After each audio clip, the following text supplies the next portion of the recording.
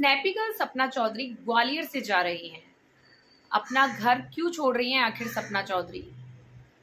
क्या सपना चौधरी नोएडा शिफ्ट हो रही हैं? ये सारे सवाल मेरे नहीं हैं, ये सारे सवाल बहुत सारे हमारे फैंस के हैं जो कि सपना चौधरी को फॉलो करते हैं। सपना से जिनका इतना लगाव है, सपना के बारे में जिनको जानने की क्यूरियोसिटी बनी रहती है। तो hello viewers, welcome back to my channel. मैं लेके आ गई हूँ आपके लिए एक और रिएक्शन वीडियो। और प्लीज़ मेरे चैनल को सब्सक्राइब कर लीजिए, और जिन लोगों ने मेरे चैनल को सब्सक्राइब किया हुआ है उनको तहे दिल से धन्यवाद। चलिए शुरू कर लेते हैं आज का रिएक्शन वीडियो। हाल ही में अभी सपना चौधरी का एक ब्लॉग आया था जिसमें सपना चौधरी कुछ अपनी बातें हैं, कुछ चीज़ें हैं वो बता रही हैं अपने बारे में कि वो शायद ये घर है वो छोड़ रही हैं। अब बहुत सारे जो कमेंट्स हैं वो ऐसे आ रहे हैं कि आप ये अपना घर क्यों छोड़ रही हैं, आपको यहीं रहना चाहिए, आपको ग्वालियर में ही शिफ्ट हो जाना चाहिए। तो उसका भी कारण है जो सपना चौधरी है जो बताते हुए नजर आ रही है। मेन कारण है सिक्योरिटी। मैंने अपने पिछले वीडियो में भी बात की थी कि सपना चौधरी अकेली हैं, उनके साथ बच्चों की जिम्मेदारी है, हमेशा वो अकेले नहीं रह सकती हैं क्योंकि ब्लॉगिंग के चक्कर में उनको कुछ ना कुछ ब्लॉग्स बनाने के चलते भी इधर से उधर जाना रहेगा, जिसमें कि सिक्योरिटी बहुत मैटर करती है। क्योंकि हर एक ब्लॉगर के कुछ जो फैंस होते हैं लेकिन साथ ही में कुछ हेटर्स भी होते हैं। अब कुछ लोग इतने सरफिरे होते हैं कि आप उनकी हेट का अंदाजा भी नहीं लगा सकते। आप नहीं कह सकते आज की दुनिया में कि किसी के मन में क्या चल रहा है। बस यही चिंता है जो सपना को भी अपने मन में सता रही है, क्योंकि वो यहाँ अकेली नहीं है, उनके बच्चे भी उनके पीछे हैं। सपना अपने ब्लॉग में बार बार बातें कर रही है कि मेरे साथ यहाँ पर हमेशा कोई ना कोई रहता है जिससे उनकी ज़िंदगी भी डिस्टर्ब होती है। कभी मेरी मम्मी रहती हैं तो उनकी भी एक गृहस्थी है जिसमें कि मेरे पापा हैं वो पीछे छूट जाते हैं। कभी मेरे पापा यहाँ पे आके रहते हैं तो मेरी मम्मी है वो वहाँ अकेले रह जाती हैं। फिर भाई है, अगर वो मेरे पास आके रहता है तो भाभी को परेशानी हो सकती है। और अगर भाभी यहाँ रहती है तो बच्चों को और पूरी गृहस्थी है उसका पूरा ही जो सिस्टम है वो डोल जाता है। तो एक देखा जाए तो कहीं ना कहीं ये बातें एकदम सही हैं कि हमेशा आपके साथ कोई ना कोई रहना बहुत कंपलसरी है, लेकिन अगर कोई रहता है आपके साथ तो आपकी साथ साथ उनकी गृहस्थी है वो डिस्टर्ब होती ही है। साथ ही यहाँ पर जो सपना चौधरी है वो कहती नजर आ रही थी कि मेरा इसीलिए मन हो रहा है कि मैं ग्वालियर छोड़कर अपने मायके के पास रहने लग जाऊँ। मतलब कि कोई ऐसी जगह देखने लग जाऊँ जो मायके से भी पास हो और थोड़ी कन्वीनियंट भी हो, जहाँ पर कि ब्लॉगिंग की भी सारी चीज़ें अवेलेबल हो पाए, क्योंकि सपना का एकमात्र जरिया ब्लॉगिंग ही है कमाई का। अभी उन्होंने हाल ही में एक साड़ी का बिजनेस शुरू किया है और अभी दूसरा बिजनेस भी वो साथ ही में इंक्लूड करने वाली है, जिसका कि हवाला भी वो उन्होंने दिया था उस ब्लॉग में। सपना चौधरी हैं जो ज्वेलरी और साथ में चूड़े का काम साड़ियों के साथ डालने जा रही हैं। ये बहुत ही अच्छी बात है कि सपना चौधरी स्टेब्लिश हो रही हैं और बिजनेस में अपना हाथ आजमाने जा रही हैं।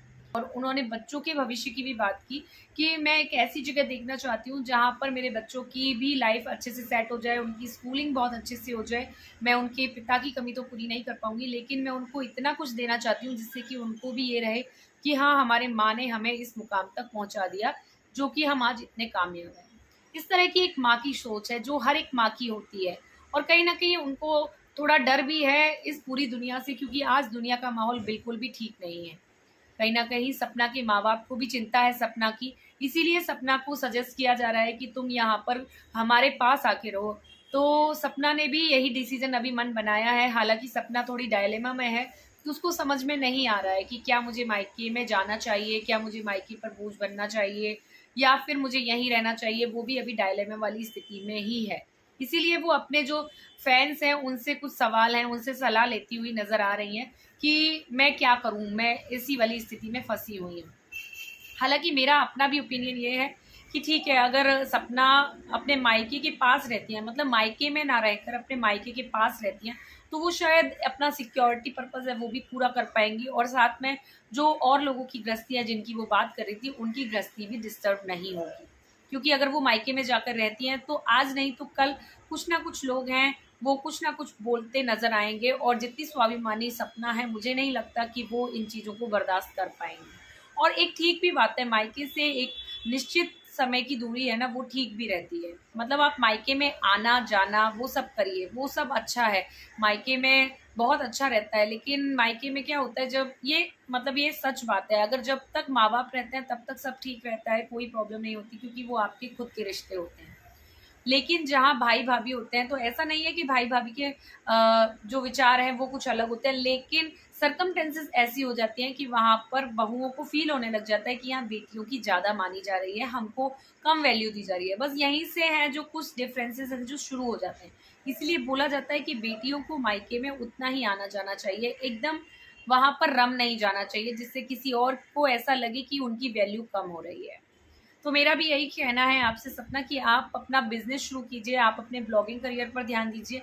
आपको मायके में जाके रहना है वो आपका अच्छा डिसीजन है, मतलब आप लेकिन मायके के घर में मत जाकर रहिए। आप मायके से थोड़ी दूर पर अपना एक घर है ले सकते हैं और वहाँ पर आप किसी की भी हेल्प ले लीजिए। मतलब आप अपनी बहन को भी बुला सकती हैं अपने पास और आप अपनी माँ को भी बुला सकती हैं, या फिर आप अपने जो मामी के बेटे हैं जो आपके साथ हैं उनको भी आप अपने साथ रख सकती हैं। लेकिन मुझे आपका सिक्योरिटी वाइज ये डिसीजन बहुत सही लग रहा है कि मतलब कि आप अगर अपने मायके में जाना चाहती हैं और वहाँ पर आप बोल रही हैं कि वहाँ पर बहुत लोग हैं जो कि केयर भी कर सकते हैं उनके बच्चों की भी, और कोई अगर ज़रूरत पड़ जाती है तो एटलीस्ट किसी भी टाइम ऑन द मतलब राइट टाइम वहाँ पर सब लोग अवेलेबल रहेंगे आपकी हेल्प के लिए। तो ये तो बहुत ही अच्छा विचार है।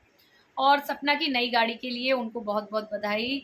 आपने बहुत स्ट्रगल से ये सब किया है। अभी मैं बस आपको अच्छे से ग्रोथ करते हुए देखना चाहती हूँ, क्योंकि बहुत सारे लोगों के लिए आप एक बहुत ही बेहतरीन इंस्पिरेशन है।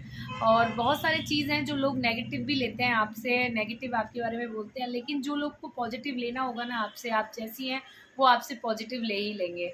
तो प्लीज़ आप लोगों की परवाह ना करते हुए आपके मन में जो है वो कीजिए, लेकिन अपनी लाइफ को ध्यान में रखिए, आप अपनी चीज़ों को ध्यान में रखिए कि किसी को मौका मत दीजिए कि वो आपके ऊपर कुछ बोले।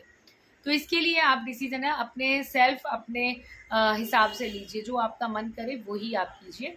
तो गाइज आपका क्या ख्याल है सपना के इस डिसीजन के बारे में, प्लीज़ मुझे कमेंट करके बताइए। त्योहारों के इस सीज़न में घर वालों के साथ खुशियाँ बिखेरते रहिए, बटोरते रहिए और मेरे चैनल को सब्सक्राइब कर लीजिए। मैं लाती रहूँगी आपके लिए ऐसी reaction video. Till then bye bye.